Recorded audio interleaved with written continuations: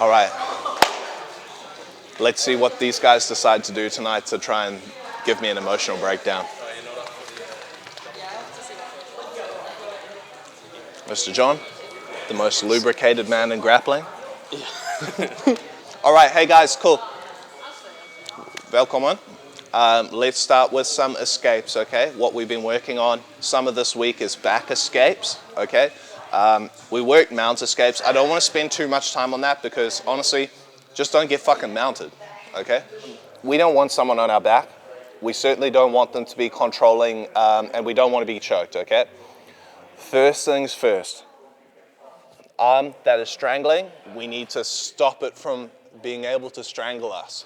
I know that sounds obvious, but in the chaos of a roll, it can often be forgotten. So the first thing I want you guys doing is getting as close to their thumb line as possible. Okay, the same place you'd control for your arm bars. But because she's smart, she's controlling her choking hand, so I'm just gonna get as close as I can, okay? 2, I would pull it down. I'm also gonna start to bring a shrug into my shoulders to hide my chin. This way, even if she layers her hand fight and starts to strip my grip, when she tries to go around my neck and my chin, there's a lot of surface area. Okay? This is despite which direction she decides to go. For now, let's just go to the conventional side where the choking arm's on the bottom. So I'm gonna go here, curve your body, like go concave a little bit and start bringing yourself forward like this. Start to fall, and as we fall, I want your feet to come close to your butt, and I want you to turn. You see, if you do this well, you might even get off the bottom hook straight away. There's a little bit of a size difference between us, so I'll show you in a minute with someone bigger. But when we're here, I want you to get on top of this hook, okay? From here, even if I let go with my hands, it's gonna be hard for her to choke me, okay? So, try and think about you're a bear and you're scraping something off your back against a tree. I want to keep one hand in just for safety's sake because she's going to start thinking about the mount. She's going to throw this leg, and if I don't do anything, she's going to get up on top again, and now she can take the back again and continue the cycle. Okay. 1, 2, 3, and turn, okay? This hand now, I want to trace on this top knee because as she tries to come to the mount, I'm going to slide. She's got to let go with her hands and she's going to try and step for the mount. I want to control that knee so I can start to dig in for my underhook, okay? She tries to drive to her knees because she doesn't want to stay on the bottom, and I can get to my half guard. Guys, as soon as you get to your half, throw your coyote hook, jackknife your body, and start to get up. From here, I can start to build height, and I can either go to that far side knee, which you guys know in this dogfight position. For those of you who know this one, you're gonna go to our deep half sweep here. My hand goes under and grabs the shin, and as I roll, take this leg with you to come up. Okay? So deep half sweep, all right? You guys know that one, eh? Yeah? Otherwise, dogfight. The timing on the 2 is kind of what is important here, okay? If I get to the dogfight and she's pushing into me real heavy, and I'm like, oh shit, I can't get up, then I'm gonna go underneath and take her over. So as your good training partner, you're the one that's pressuring in, or you're sitting static. If they're static, you dogfight them, tap their knee and put them on the bottom. If they push into you, go underneath and go for the deep half sweep, okay? Sound good? All right, let's do it.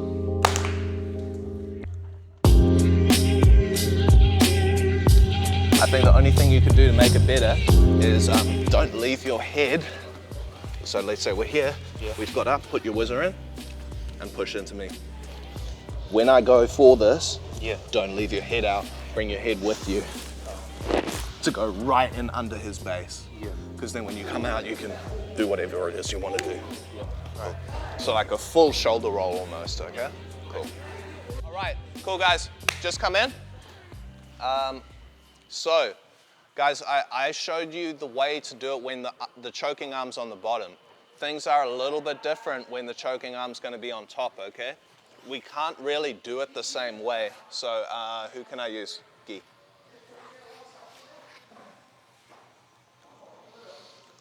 So guys, if I fell to the choking arm side, I can use that escape.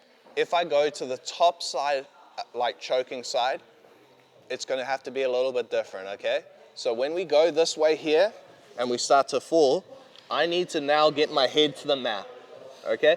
If I stay like this and he keeps his head in this space here, it's gonna be bad for me, okay? I'm not really getting good angles. So sometimes it's gonna be a little bit rude. Sometimes you just have to like force your face in front of theirs and start getting like this. As you see, I'm starting to create surface area between myself and his choking arm. Now, I'm gonna go here, okay? So I know we did that before, but you see here, it's like kind of janky, okay? I'm gonna go here and I'm gonna start doing this. What you gotta watch out for is that he throws his arm over and throws his leg over and traps your arm. I don't want that. So light trace above his knee. If I'm above his knee and he tries to throw, okay? If I'm here, not good.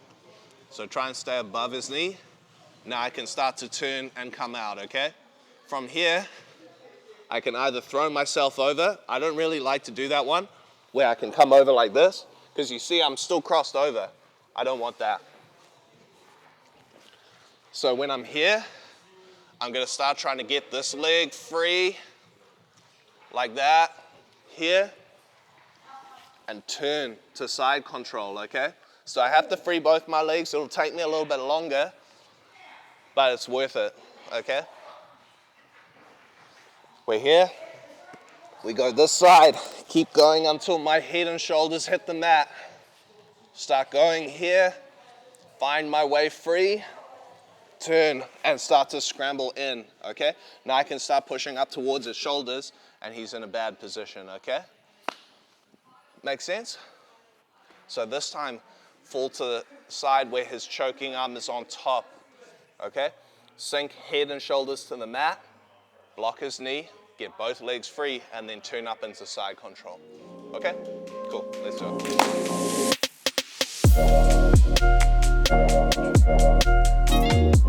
Make sure you're precise, guys, because you're gonna be escaping the back and positional tonight. Zach, you see how your head's off the floor? Put your head on the floor, bro. You're like kind of looking back down at it, and that's gonna allow him to pull you back over. Look at the difference here, man. This is something that I've been trying to steal from Diego Pato, whether it's back escapes or guard or whatever, right? Let's say we go here, drive your head, the back of your head to the mat like that, right? Yeah. If you're looking up at your feet, I'm gonna pull you back over. Okay. So you wanna get you wanna get head and shoulders heavy. Okay. Because now even if you're not looking for that escape, and I'm trying to come up on the mount, yeah, you can shoulder walk away. Yeah. I think, use that for your guard as well. Use that for your guard as well. This is what fucked me at trials, bro. Because I'm looking for toe holds and stuff and looking up and concaving my body. And you get boloed way easier, you get your back taken, you get stacked way easier. When you can put your head and shoulders to the mat, you can't even get double under. Watch. The option is the mount, right? And then kind of not coming. You go go double underpass on me and watch if my head's off the mat. Now watch. Yeah. It applies in a lot of positions. I think it's a weird one because like from the start we're like, do this, don't do this. Yeah. And then now you have to kind of... But why are we doing it here? To reduce surface area. When we're on our back and we're getting boloed, we want to maximize surface area so that it's harder for him to peel us off the mat. Same thing here, same thing here. That's one we don't want to tell too many people, otherwise it's going to be way too hard to take people's backs. All right, guys, cool. let's go into what we were working this week as well. Bit of our retention again, okay? So I'm going to be playing guard and Zach's going to stand. He's going to put me to my back. And as he does that, he's going to throw my legs by like he's storming in on my guard here, okay? I know if he gets past my hip line and he starts to knee ride me, I'm going to have trouble, okay? So watch what we were doing. We're here. Half Granby, okay? Once again, guys, this is about going back over your shoulder and coming across your shoulders and the back of your head. So it's the same theme again, all right? What I don't want to do is go here and try and Granby with just my hips. It's not going to work, okay? So we're here. He's going to flip me across my shoulders, back in, and then I'm going to put a De La Riva hook in. Get this contact on his ankle here, just like at the Achilles, above the bony part of his heel, and then I start pushing away, okay? Likelihood in no-gi is he's going to start dealing with that foot and squaring back into me. Yeah. When he does that, I'm going to push inside and take my single leg X. Okay? So I'm going to use him moving and trying to deal with this. Yeah, he comes square now to come back in. Okay? So, yeah, and this also applies if he steps over that foot here. Okay? So you can do it if he shoves the foot in or shoves the foot out. If he shoves the foot in, we're going to go to kick him behind the butt, inside and here. Okay? For you more advanced guys, you can start to go here and across straight into that reap. Okay? Backside and then heel hook. Or you can just go straight to single leg X. Okay? Cool? Does that make sense? Yeah? Anya? Nah? It's a couple of dazed and confused looking faces. So, shit, he puts me down. I got to Granby and get back to the De La Riva in front, okay? This just buys me time, guys. De La Riva, outside De La Riva like this, in no-gi, you know, if he backsteps, well and fine. I can start to maybe make some hooks and stuff work, okay? Maybe I can get my De La X, which we've worked before, okay? But this time he's starting to storm front-wise, okay? Here, boot behind the ass to put his hands on the mat. I can either throw across or I can throw pummel inside and then come to single leg X again here, okay? A little bit more complicated with the legs, but yeah, I don't know what to tell you. You're going to have to use your legs. All right? Does that sound good? So it's all about the leg pummel. You start with the half Granby, get back to your De La Riva, start pummeling inside and off-balancing them. You got to off-balance, because if their hands are working, they're going to start passing on you, okay? Shika, you got all that? Nah? Tough.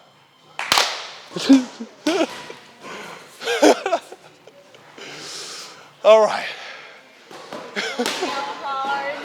Working really hard to give me a mental breakdown tonight, my girl. Working real hard.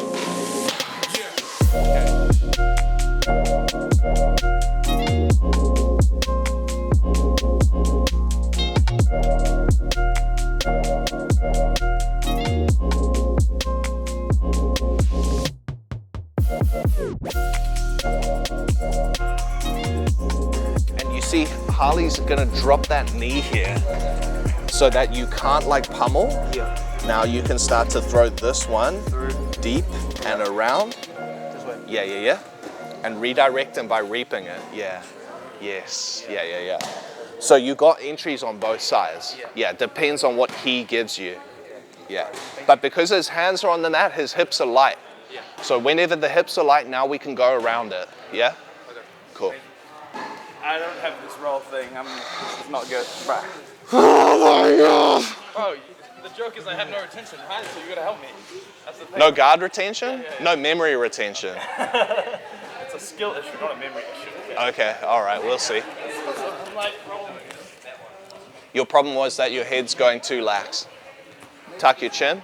and roll across your shoulder. Flipper. Yeah, a little bit too like loose. Watch here. We're here. Okay? You're kind of going and too much surface area, and then it's just your hips. Okay? So keep the core engaged, come across, and then dig your De La Riva. Keep the core engaged, yeah. That's it.